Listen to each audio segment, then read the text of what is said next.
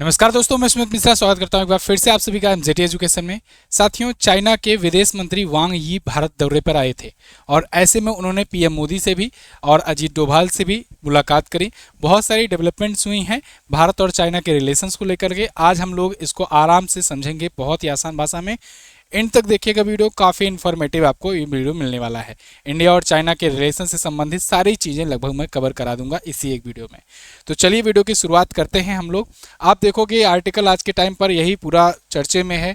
अपने विदेश मंत्री, अपने राष्ट्रीय सुरक्षा सलाहकार और अपने प्रधानमंत्री, इन तीनों से मुलाकात किए वांग यी, जो कि चाइना के फॉरेन मिनिस्टर हैं।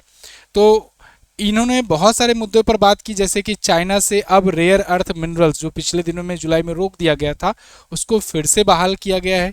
यानी चाइना फिर से कंटिन्यू करेगा रेयर अर्थ मिनरल देना। इसके अलावा इंडिया चाइना रिलेशंस, जो पिछले दिनों में गलवान घाटी इंसिडेंट्स के बाद काफ़ी ज़्यादा कमज़ोर हो गए थे, उनमें धीरे धीरे सुधार देखा जा रहा है और उसी में एक और कदम बढ़ा है आगे। तो एक एक करके चीज़ों को हम लोग समझेंगे। दुनिया भर में चर्चा का विषय इसलिए भी बना हुआ है क्योंकि उधर यूएसए भारत पर टैरिफ लादे जा रहा है रसिया पर प्रेशर बनाने के लिए, जिससे भारत के व्यापारी प्रभावित हो रहे हैं और भारत की इकोनॉमी को भी चोट पहुंच रही है। ऐसे में भारत अपना बाकी देशों पर निर्भरता बढ़ाने की कोशिश कर रहा है, यूएसए पर थोड़ा सा निर्भरता कम करने की कोशिश कर रहा है। तो ऐसे में चाइना के बीच में रिलेशन का सुधरना एक बहुत बड़ा मूव माना जा रहा है इंडिया का।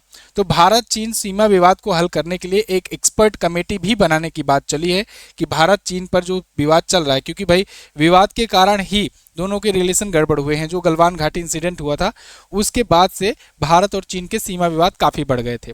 इसी के बाद से रिलेशन लगातार बिगड़ने शुरू हुए।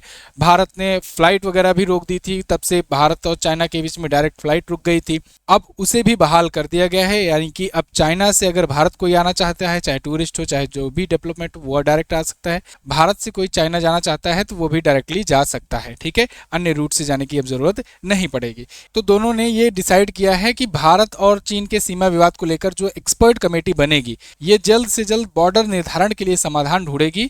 और ये फैसला चीनी विदेश मंत्री ने 18 अगस्त 2025 को अपने दौरे के दौरान करी हुई है। अब आइए थोड़ा सा हम लोग नज़र डाल लेते हैं, 2-5 मिनट में आपको समझा देता हूं भारत और चीन का जो इतिहास रहा है सीमा विवाद को लेकर के वो क्या है, ठीक है। 2 मिनट लगेगा, अच्छे समझ लोगे तब आपको आगे चीज़ें बहुत अच्छे समझ में आएगी। देखिए, भारत चीन सीमा विवाद आज से नहीं है, ब्रिटिश सरकार के दौरान से ही है। जब ब्रिटिश इंडिया हुआ करता था तभी से। तब 1914 में एक शिमला समझौता हुआ था, जिसका जिक्र हमेशा किया जाता है, बहुत इंपॉर्टेंट ये समझौता था। इसमें मैकमोहन रेखा बनाई गई। आप जानते हो कि भारत और पाकिस्तान के बीच में रेडक्लिफ रेखा है, भारत चीन के बीच में मैकमोहन लाइन है, मैकमोहन रेखा। और भारत और अफगानिस्तान में डूरंड लाइन थी, लेकिन अभी वो पीओके और अफगानिस्तान के बीच में है, ठीक है। पाक ऑक्युपाइड कश्मीर और अफगानिस्तान के बीच में है। अभी हम लोग डायरेक्टली बॉर्डर नहीं शेयर कर रहे हैं अफगानिस्तान से, क्योंकि पीओके अभी के टाइम पर हम लोग के पास नहीं है, लेकिन 106 किलोमीटर डूरंड लाइन लगाती है। खैर, ये मैकमोहन रेखा जो बनाई गई थी शिमला समझौते के दौरान, इसमें भारत ने तो स्वीकार कर लिया था, लेकिन चाइना ने इसे खारिज कर दिया। चाइना ने कहा हम इसे नहीं मानेंगे। आगे चल करके 1950 से 59 के बीच में चाइना धीरे धीरे तिब्बत पर कब्जा करने लगा। तिब्बत पर कब्जा करते करते 1959 आते आते पूरा तिब्बत पर कब्जा हो गया। फिर 1959 में दलाई लामा भारत में भाग करके चले आए। भारत ने उन्हें असाइलम दे दिया, शरण दे दिया। इससे चीन खफा हो गया। जैसे आज के टाइम पर शेख हसीना को भारत ने शरण दिया हुआ है, वो बांग्लादेश से भागी हुई हैं, ऐसे ही उस टाइम पर तिब्बत के जो दलाई लामा होते थे, आध्यात्मिक गुरु थे, वो 1959 में भारत में आ गए और भारत में वो हिमाचल प्रदेश में रहने लगे। तो अब देखो, हेमिस जो मठ है वो वहीं पर है। अच्छा, फिर इसके बाद चाइना नाराज हो गया। चाइना ने 1962 में भारत को कमजोर स्थिति देखते हुए अटैक कर दिया। उसके पहले इंडिया और चाइना के रिलेशन अच्छे थे, हिंदू चीनी भाई भाई कहे जाते थे। लेकिन 1962 में चीन ने भारत पर अटैक कर दिया और अक्साई चीन वाला जो हिस्सा है, जो आज के टाइम पर यहाँ पर आपको दिख जाएगा, अभी मैं आपको मैप में दिखाऊंगा, ये वाला हिस्सा चाइना ने उस टाइम पर कब्जा लिया था 1962 में। तब से ये हिस्सा भारत के पास नहीं है। ये अक्साई चीन वाला हिस्सा है और इसी के बीच में जो ये लाइन है, ये है LAC, line of actual control. जो भारत और पाकिस्तान के पीओके के बीच में लाइन है, उसे कहते हैं लाइन ऑफ कंट्रोल, जिससे जो कि है LOC, कुछ इस प्रकार से है LOC। ध्यान रखना, ये भारत और पीओके के बीच में है। और भारत और पाकिस्तान के बीच में जो लाइन है, इसे कहते हैं रेडक्लिफ रेखा, लेकिन इस वाली लाइन को कहते हैं LOC। और ये जो लाइन है इधर, इसे कहते हैं line of actual control. Line of actual control को 3 खंड में डिवाइड किया गया है और ये 3 खंड में एक तो है वेस्टर्न सेक्टर, एक है सेंट्रल सेक्टर और एक है ईस्टर्न सेक्टर। सेंट्रल सेक्टर पर उतना ज़्यादा विवाद नहीं रहता है, ये मतलब कि इसके लिए दोनों सहमत रहते हैं, लेकिन ईस्टर्न सेक्टर और इधर वेस्टर्न सेक्टर, इन दोनों के लेकर के दोनों में मतभेद है भारत और चाइना को। अब यहाँ पर एक गलवान नाम का घाटी पड़ता है। वहीं गलवान घाटी पर भारत और चीन के सैनिकों के बीच में 2020 में जून महीने में झड़प हो गई थी। तो इस झड़प के बाद से फिर आप जानते हो कि भारत के 20 से ज़्यादा जो है सैनिक शहीद हुए थे, वीरगति को प्राप्त हुए थे और उनके 40 से ज़्यादा शहीद हुए थे। चाइना यही नहीं रुकता है। 2022 में चाइना यहाँ तवांग नाम का क्षेत्र है जो कि अरुणाचल प्रदेश में पड़ता है, भारत का हिस्सा है। यहाँ पर एक हिंसक झड़प फिर करता है, भारतीय सैनिकों और उनके सैनिकों के बीच में होती है। हालांकि ये झड़प उतना ज़्यादा हिंसक नहीं थी जितना गलवान घाटी वाला था, लेकिन यहाँ पर भी होती है हिंसक झड़प। और उसके बाद से फिर यहाँ पर देखो अरुणाचल प्रदेश के कई गाँवों का बार बार रीनेम करता रहता है चाइना उसे अपना हिस्सा बताता है। चाइना का मानना है कि अरुणाचल प्रदेश उसका हिस्सा है, जबकि अरुणाचल प्रदेश अपने हिस्से में है और अपना ही हिस्सा ये पहले से भी रहा था। तो ऐसे ही चाइना लगातार इसका विरोध करता रहता है, यहाँ तक कि जब 1987 में हम लोगों ने अरुणाचल प्रदेश को, पहले तो नेफा था, नॉर्थ ईस्ट फ्रंटायर एजेंसी, फिर 1987 में जब पूर्णतः राज्य का दर्जा दिया हम लोगों ने, तभी भी चाइना ने उसका खुलकर विरोध किया था। और उसके बाद से ही चाइना अरुणाचल प्रदेश को अपना हिस्सा बताता आया रहा है, लेकिन हम लोग अभी कब्जा हम लोग का है वहाँ पर, ठीक है। 2020 में गलवान घाटी हुआ, 2022 में तवांग हुआ। अब इसके अलावा बॉर्डर एरिया पर दोनों काफ़ी ज़्यादा तेज़ी से इंफ्रास्ट्रक्चर बिल्ड करने लगे, इस वजह से टेंशन और बढ़ती गई।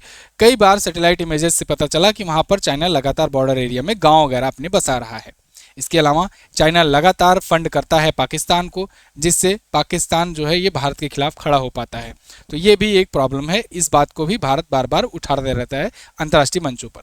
इसके अलावा भी बहुत सारी चीज़ें हैं जिसमें जब भी भारत आतंकवादियों को बैन कराने की कोशिश करता है यूएन में पाकिस्तानी आतंकवादियों को, तो उसको सपोर्ट करके वीटो लगा देता है चाइना। तो ऐसे बहुत सारे मामले हैं जिसमें भारत चाइना के रिलेशन काफ़ी गड़बड़ थे।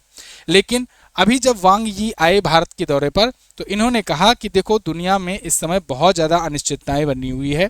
ऐसे में हम दो जो बहुत तेज़ी से बढ़ती हुई डेवलपिंग इकोनॉमी हैं, यहाँ पर एक ध्यान देने वाली बात होगी, इन्होंने चाइना को भी खुद को भी डेवलपिंग बताया, विकासशील बताया।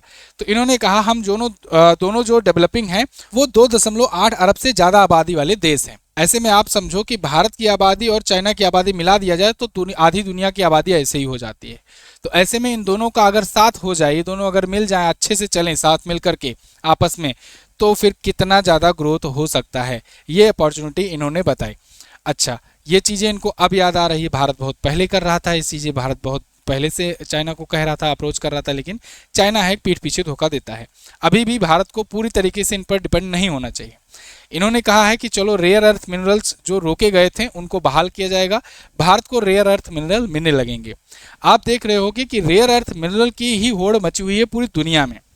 अभी डोनाल्ड ट्रंप ने यूक्रेन में व्लादिमीर जेलेंस्की से जब पिछली बार मुलाकात किए थे, तो जो उस टाइम पर, जो बाइडेन के टाइम पर फ्री में दिया गया था इनको, पैसे दिए गए थे, मतलब डॉलर दिए गए थे कि चलो हथियार खरीदो और उसके बाद फिर उससे युद्ध करो रूस से। उसके बदले ट्रंप जब आए तो ट्रंप ने कहा हमने जो भी चीज़ें फ्री दी थी उसके बदले 50% रेयर अर्थ मिनरल जो भी होगा आपके देश से निकलेगा वो हमारा होगा। इस डील को जबरदस्ती मनवा लिए ट्रंप। तो अब देखो पूरी दुनिया रेयर अर्थ मिनरल को लेकर के क्यों पीछे पड़ी हुई है। कारण इसका ये है कि आज के टाइम पर जो भी सेमीकंडक्टर मटेरियल्स बन रहे हैं उसमें और ज़्यादा एफिशिएंसी लाने के लिए और ज़्यादा आगे ग्रोथ करने के लिए, नए नए प्रकार के चिप बनाने के लिए, हाईएस्ट परफॉर्मेंस वाले चिप बनाने के लिए रेयर अर्थ मिनरल का मिलना बहुत ज़रूरी होता है।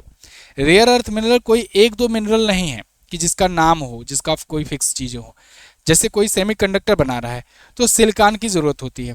अब सिलिकॉन तो जैसे मान लो फेमस है, सिलिकॉन, जर्मेनियम, ये सब तो मिल गया, लेकिन इनकी क्षमता उतनी नहीं होती है। कुछ कुछ ऐसे मिनरल होते हैं बहुत रेयर पाए जाते हैं, दुर्लभ पाए जाते हैं, इसलिए उन्हें रेयर अर्थ मिनरल कहते हैं। उनका यूज अगर किया जाता है तो वो परफॉर्मेंस और बढ़ जाती है, कम स्पेस में ज़्यादा परफॉर्मेंस देने की क्षमता आ जाती है। तो ऐसे में आज की दुनिया रेयर अर्थ मिनरल को लेकर के पूरा टूट पड़ी है कि जिसको जहाँ जितना मिल जाए। यही कारण है कि पाकिस्तान का लगातार सपोर्ट कर रहा है अमेरिका, क्योंकि पाकिस्तान में ऐसा बताया जा रहा है कि अभी बलूचिस्तान जो एरिया है वो बिल्कुल अछूता है, मतलब आप समझो कि दुनिया ने अभी उस पर नज़र नहीं डाली है। वहाँ पर एरिया बहुत बड़ा है और बहुत ज़्यादा रेयर अर्थ मिनरल के भंडार हैं। यही वजह है कि अमेरिका बहुत ज़्यादा पाकिस्तान का इसमें इस समय पक्ष ले रहा है। अब चाइना में भी ऐसे ही बहुत सारा भंडार है। जिसके पास ज़्यादा ज़मीन है उसके पास ज़्यादा संभावनाएं हैं इस चीज़ की, रेयर अर्थ मिनरल की। तो खैर चाइना बहुत समय से प्रोड्यूस भी कर रहा है। अभी देखो भारत के पास क्यों नहीं है? भारत के पास भी तो अच्छा खासा क्षेत्रफल है, भारत के पास क्यों नहीं? एक्चुअल में हम लोगों ने ना अभी तक इन सब पर नज़र ही नहीं डाला। अभी हम लोग टेक्नोलॉजी में काफ़ी ज़्यादा पीछे क्यों रह गए? क्योंकि हम लोग के यहाँ क्या होता है कि भैया दीदी योजना, ये भाई बहन योजना, बस योजना, ये योजना, वो योजना चला चला करके बस केवल फ्रीबीज ही बांटते रहते हैं। कभी भी टेक्नोलॉजी पर उतना फोकस नहीं करते हैं, तो इसलिए हम लोग पीछे रह गए। हालांकि इस बार अभी 15 अगस्त के भाषण में पीएम मोदी ने कहा है कि अब हम लोग डीप ओशन मिशन भी करेंगे, रेयर अर्थ मिनरल माइनिंग भी करेंगे। तो इन सब पर अब आँख खुली है, जब झटका लगा है तो, कि इन सब पर अब फोकस करेंगे और बड़ी बड़ी योजनाओं की घोषणा की गई है। लेकिन तब तक कैसे काम चले? तब तक के लिए चाइना से ये लिया जाएगा। समझ में आई बात? ये कितना ज़्यादा इंपॉर्टेंस रखता है। भारत की जितनी भी मैन्युफैक्चरिंग कंपनियां हैं जो इलेक्ट्रॉनिक्स से हैं खास करके, वो उनकी पूरी पूरी डिपेंडेंसी थी चाइना पर। लेकिन चाइना ने जुलाई में अचानक से रोक दिया था, तो भारतीय इलेक्ट्रॉनिक इंडस्ट्री को झटका लगा था। तो इन झटके को अब थोड़ा सा राहत मिलेगी इस डील के बाद। अगर हम लोग देखें रेयर अर्थ मिनरल की दुनिया में चाइना कहाँ स्टैंड करता है, तो चाइना के पास सबसे ज़्यादा रेयर अर्थ मिनरल पाए जाते हैं, 69% अकेले। आप समझ सकते हो कि इतना ज़्यादा, क्योंकि चाइना के पास लैंड एरिया भी बहुत ज़्यादा है ना। उसकी पॉपुलेशन बहुत कम ही जगह पर रहती है, लेकिन बहुत जगह पर उसका रेयर अर्थ मिनरल का भंडार पाया जाता है। अमेरिका देखिए, अमेरिका 12% के साथ दूसरे पर है, म्यांमार तीसरे पर है, इसके बाद ऑस्ट्रेलिया है, फिर थाईलैंड, वियतनाम, भारत, ब्राज़ील। देखो भारत किस स्थान पर आता है, ये 8वें 9वें पर आता है। 1 2 3 4 5 6 7वें नंबर पर भारत आता है, और जिसके पास मात्र 0.7% का यानी 2900 मीट्रिक टन का ही अभी रेयर अर्थ मिनरल है। सोचो कितना कम है, जबकि भारत दुनिया का 7वां सबसे बड़ा देश है क्षेत्रफल के मामले में। तो खैर ये अभी आने वाले दिनों में भारत के प्रधानमंत्री जाएंगे शी जिनपिंग के साथ मिलने एससीओ समिट में, तो ऐसे में वो मुलाकात भी बहुत अहम मानी जाएगी। पीएम मोदी ने इसको लेकर के ट्वीट भी किया हुआ है। पीएम मोदी ने बताया हुआ है कि देखिए, glad to meet foreign minister Wang Yi since my meeting with president Xi Jinping in Kazan last year Kazan में जब हुआ था समिट ब्रिक्स का, तो उस टाइम पर व्लादिमीर पुतिन ने इन दोनों को मिलवाया था, भारत के प्रधानमंत्री और चाइना के राष्ट्रपति शी जिनपिंग को। तो तब से ही रिलेशन थोड़ा सुधरने की कोशिश में लगे हुए, और उसके बाद से कई सारी डेवलपमेंट हुई, कई बार रिश्ते धीरे धीरे सुधरते हुए नजर आए। इसके बाद अभी इनकी मीटिंग हुई, फिर आगे एससीओ की समिट की मीटिंग है। देखिए, I look forward to our next meeting Tianjin on sideline of the SCO summit. तो ये कह रहे हैं कि आगे आने वाले दिनों में जब हम शी जिनपिंग से मिलने वाले हैं, उसके लिए हम बहुत उत्सुक हैं, और आने वाले दिनों में इस मीटिंग के बाद इंडिया और चाइना के रिलेशन और ज़्यादा मजबूत होंगे, हम लोग मिल करके आगे बढ़ेंगे। तो ये ट्वीट करके पीएम मोदी ने कंफर्म किया कि आने वाले दिनों में ये जा रहे हैं शी जिनपिंग से मिलने।